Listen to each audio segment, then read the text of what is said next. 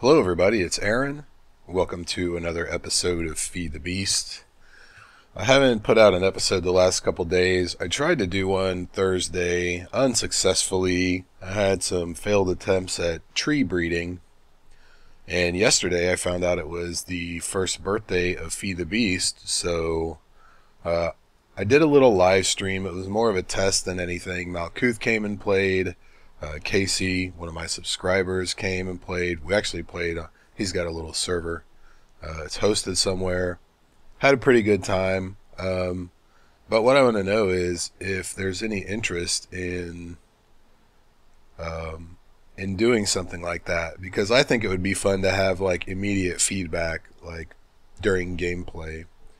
So I was thinking maybe if I set aside like one or two days a week at a certain time, if you guys would be interested in seeing that, I would probably do it in a brand new world, so you guys could dictate as the game plays out what we do, how we do things, etc. So let me know in the comments if there's any interest in that. What you're looking at right now is the courtyard that I've built, and I'm not going to set up too much of these machines because of the upcoming move. But I went ahead and started, excuse me one second.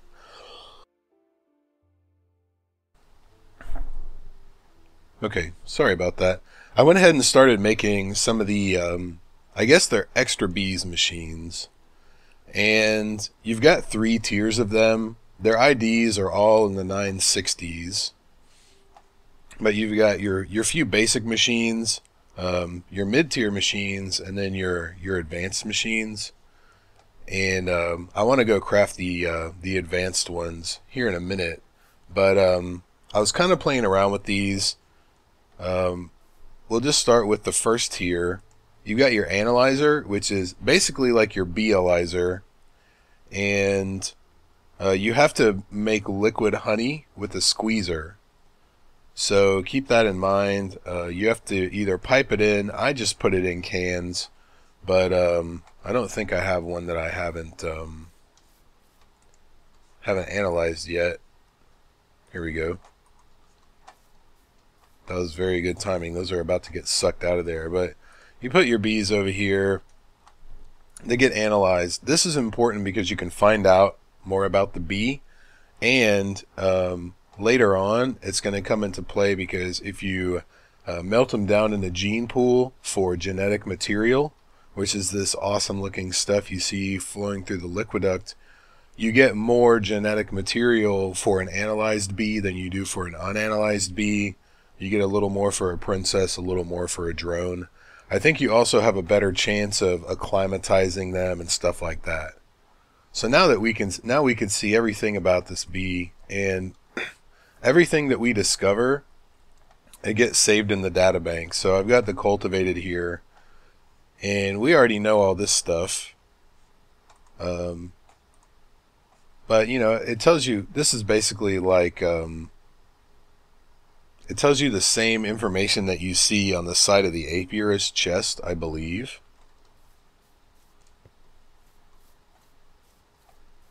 If we put this bee in here, we mouse over, well, we get some of the information, not all the information, but basically this is just a database of all of the information that you discover while you're breeding and stuff. The most important thing is it tells you what products you get and how often you get them, and you know, it gives you all the other information. The thing about this one, it takes a database, the apiarist database. It won't show you the recipe. You can look it up on ftbwiki.org. That's a working site now. But even if you get the right recipe, it wouldn't let me craft it. So I just threw the materials away and gave myself one, because I wanted to play around with the machines. There's really no other way to do it. There are a couple of other forestry things that doesn't show you the recipe for, and I found all of them on the ftbwiki.org as well. So then we've got our indexer, which is basically just, it's a huge apiarist chest. It doesn't really give you any information, but you can put all your bees in there, and then you can sort them by species, and it puts the queens and princesses before the drones, or you can sort by type, which is queen, princess, or drone. So that comes in handy. And it just holds, I don't know if there's actually a limit to it, like it might hold an unlimited number of bees. I have no idea. We've got our acclimatizer, which is nice. If you put your bee in here, you see the temperature and humidity, they're up one and down one for both temperature and humidity. You put, I believe you put water or lava to change the to change the temperature. Maybe it's ice or lava, and then like water or sand. I'm only interested in using this with tropical bees to make them work in this biome, so I don't have to go to a tropical biome. Because I want more of that stringy propolis, so I can upgrade my backpack.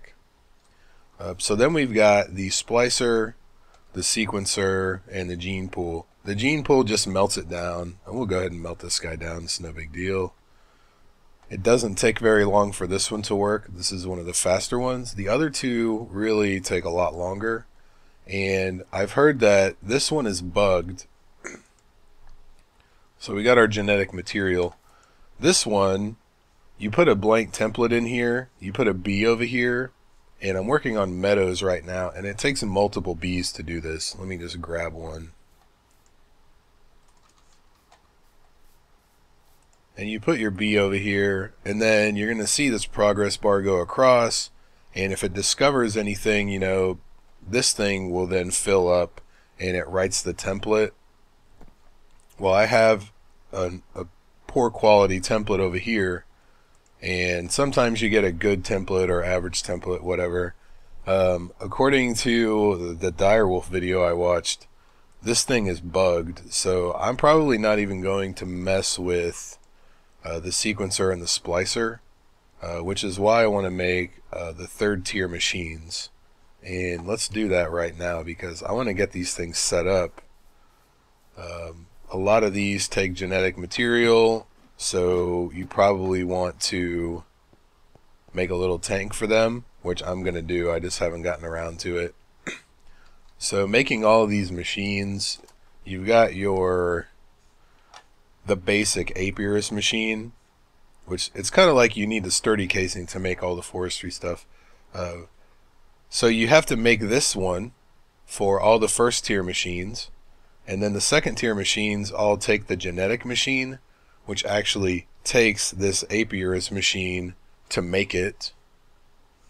And then you can use the genetic machine for all the second tier machines, and then all your third tier machines take the advanced genetic machine, which you need to make a genetic machine.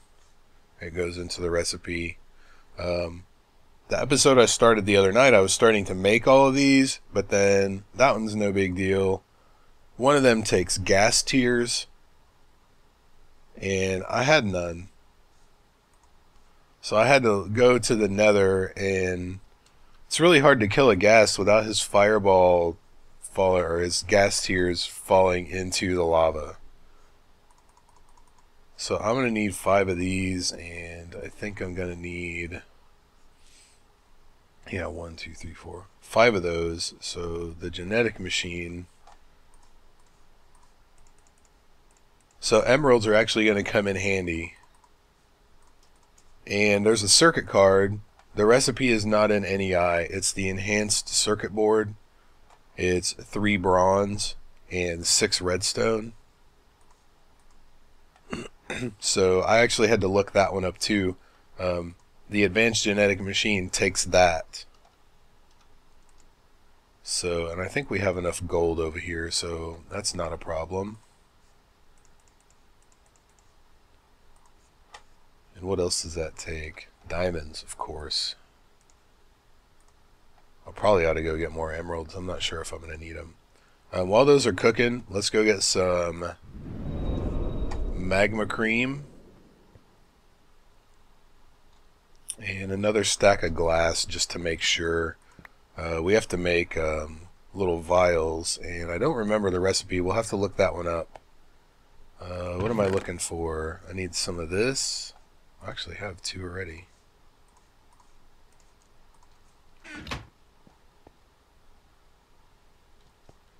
And I took all my covers off. I was trying to see if it made an impact on frame rate,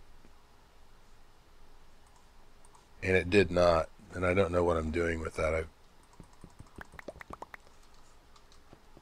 I'm thinking two things at the same time. I need one of those. Does that go with the blaze rod or the powder?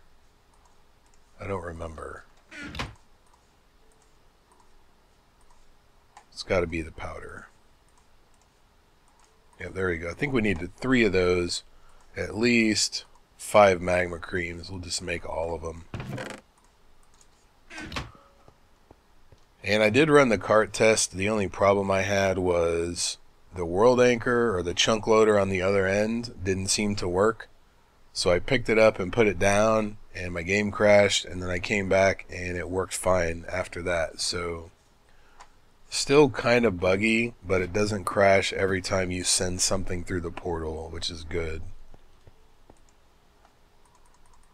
Alright, 5 advanced genetic machines, and then we're going to need... I should have kept the blaze rods. These are the things we have to make.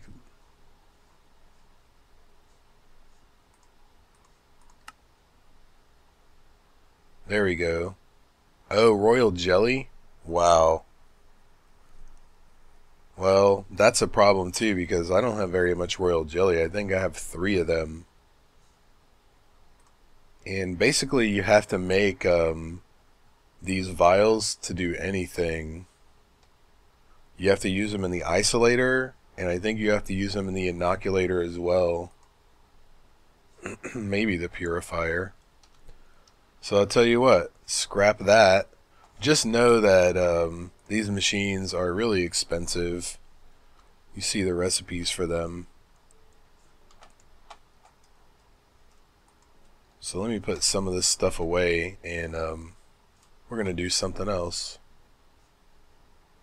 Let's see, what do I need to leave here?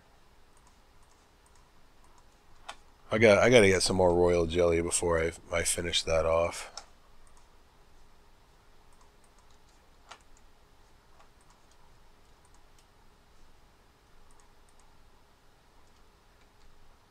I think I have a barrel for that stuff.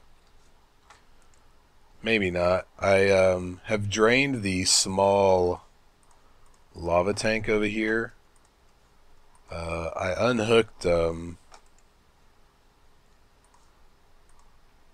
I moved a chunk loader out of the the nether to do the cart test. I didn't just make another one. And this is empty, so we have no more lava coming in. We'll see how long it takes to drain this machine, and then I'll just move stuff whenever it's drained. So what I want to try is, I want to try something to see if I can type.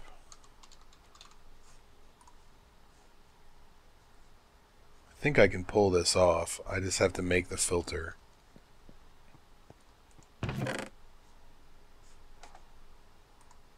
What did we need? Do I have any brass in here? I do. That's good. So gold, no problem. Piston, a red doped wafer.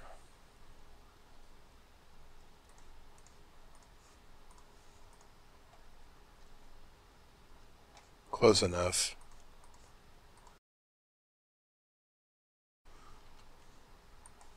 And I'm gonna have to grab some leather. Did I need more iron for that? Need 2 iron, leather, and ender pearls.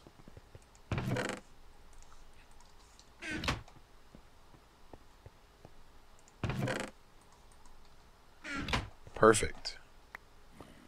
Don't even have to make any. Okay, I've never really used this. What I want to see is if I hook it up to the tube, supposedly it'll pull out of the bottom. So I want to see, I'll probably just put it next to this one. I want to see if I hook up a pneumatic tube to it, if it'll pull everything out. And luckily I have another timer. Also, I want to show you something. I made a little change to the processing room just to try to reduce lag. I'm using Redstone Tubes, which is just it's redstone with the pneumatic tube. And if you hook up one of these, what are they called? Something cover. No, that's not it. It's a jacketed wire. Jacketed wire. You can make it out of almost any material, but you hook this up and it's supposedly less lighting updates or block light updates, I'm not really sure, less than the red alloy wire. So I did that in an attempt. I don't know if it worked or not. I also tried a jacketed red alloy wire, and that really didn't seem to make a difference. So this jacketed wire is actually how you connect your redstone signal to your redstone tubes. And you actually, when you put it down, we'll pick one up.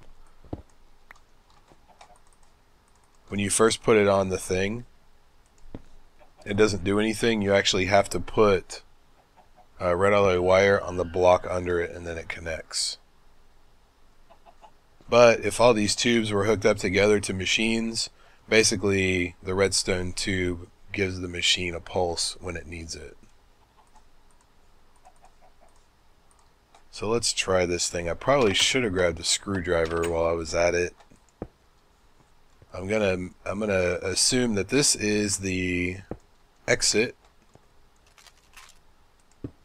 since that's how it is with red power machines. And let's slap this down and see what happens. Oh, it needs a bluetricity. That figures, doesn't it? Okay, let's move it. I've never used one of these. I didn't know it needed power.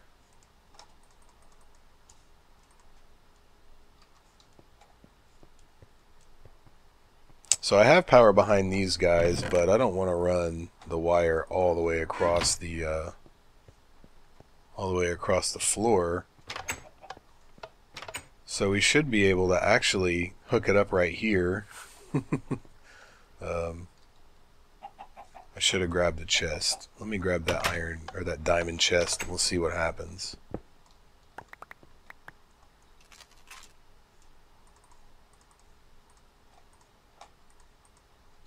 Love the ender pouch.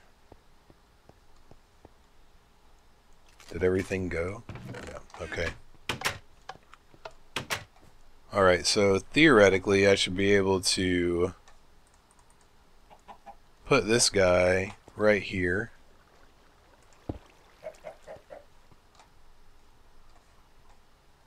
Put a chest next to him.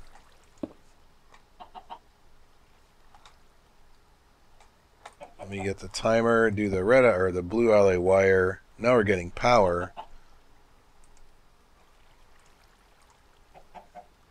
And if I get a signal, let's see what happens.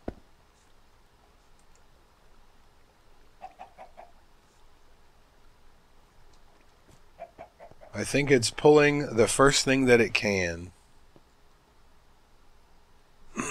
So this is how I'm going to move, basically.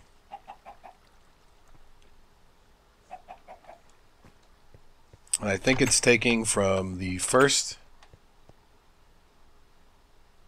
I don't know why I got the blaze rods too, but this is the closest thing on here. So let's empty that. And then it starts taking from the coal. So any any of these barrels that has a tube on the bottom of it, I can pull items out with the retriever.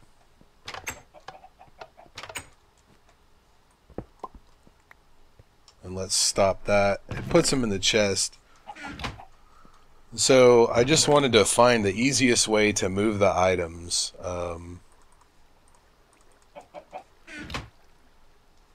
When I move, because I'm going to have to move everything out of here and then into a new place. So what I thought I'd do is, when we move, I want to set up, oh man, I didn't set a barrel for that.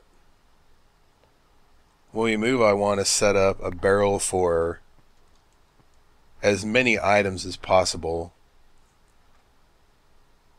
except for like machine components, like IC2 machines. Those aren't a big deal. But like the Thaumcraft thing, all of these crystals need to have their own, and stuff like that. So that's what I want to do. And I was trying to figure out the easiest way to move it, because my other option was an obsidian pipe right here with a combustion engine and just break the barrels and let it suck everything through. But I don't think that's a very good way to do it. But I think the retriever is actually going to work. So what I do is I'll put a retriever over here, and I don't think I have tubes underneath these barrels, but that's not a problem. So I just take one of each item, set them up on the other side, or actually I may not even have to do that. It may just file in automatically. But run some tubes underneath the bottom, hook up the retriever into an ender chest, and then just have I don't even need a sorting machine. I could just have a filter on the other end pulling everything out. And you can set this, you can filter what you want it to pull. So I want it to pull everything, so that's not a problem for me. But you can pull, looks like, up to 9 items with this. And you can say on the back side of it, instead of going to a chest, if you had pneumatic tubes over here, you could tell it to send all of these things to whatever color tube you want to. So that's kind of cool. I don't know if this is going to grab anything. It looks like it is taking all of the gunpowder. Which is kind of cool, because it's just hooked up to the chest. Barrels you're supposed to take out of the bottom. But this one, it's pulling out because there's gunpowder in it. So that's pretty cool. So you can do a lot of things with the retriever. Like I said, I've never used one. But I've seen people use them in automatic setups before to do stuff with energy condensers in Technic and Tekkit. So I think this is how I'm going to move. So I'll probably make another 2 or 3 retrievers and then just let them go to town. So I think that's going to do it for this episode. Hopefully it wasn't long. Kind of hard to tell because I got into all the bee stuff and then kind of switched gears. So that'll do it. Let me know what you think about the live stream thing, because I think that I need to turn that thing off. Damn it. Let me know what you think about the live stream thing, because it's playable enough for me to do it, once or twice a week. So let me know if you're interested in that. As always, leave your questions, comments, and suggestions down below. Thanks very much for watching. I'll see you guys next time.